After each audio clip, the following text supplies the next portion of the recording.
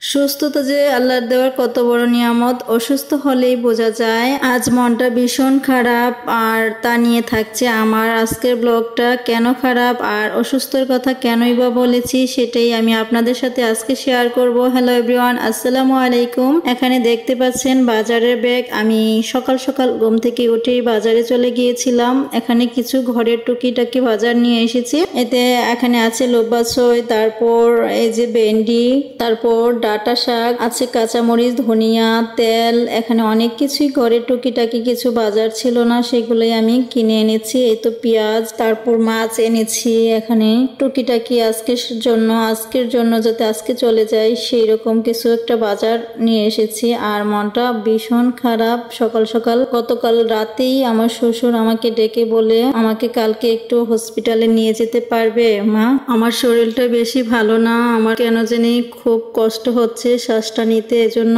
Doctor বলেছে আমাকে কিছু পরীক্ষা করে নিতে, ডাক্তারের কাছে নিয়ে যেতে বলতেছে। আমি বলছি আচ্ছা ঠিক আছে বউ, আমি যাব। তারপর সকাল সকাল রওনা দিয়ে বাজারটা করে এনে রেখে আমি আমার শ্বশুরকে নিয়ে চলে যাচ্ছি হসপিটালের উদ্দেশ্যে। কারণ রিক্সার জন্য অনেকক্ষণ অপেক্ষা করেছিলাম, রিক্সা পাচ্ছিলাম না। তারপর একটু হেঁটে গিয়ে রিক্সা পেয়ে গেলাম। রিক্সায় চড়ে আমরা শ্বশুর আর আমি চলে যাচ্ছি।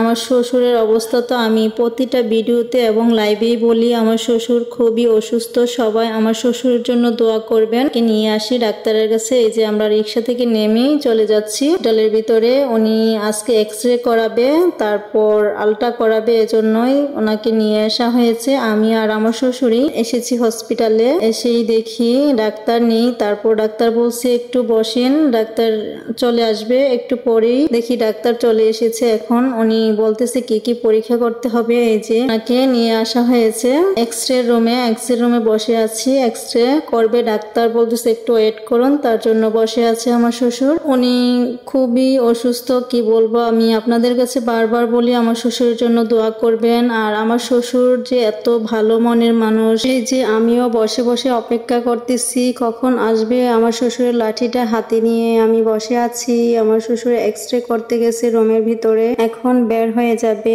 আমি অপেক্ষা করতেছি কখন বের হবে।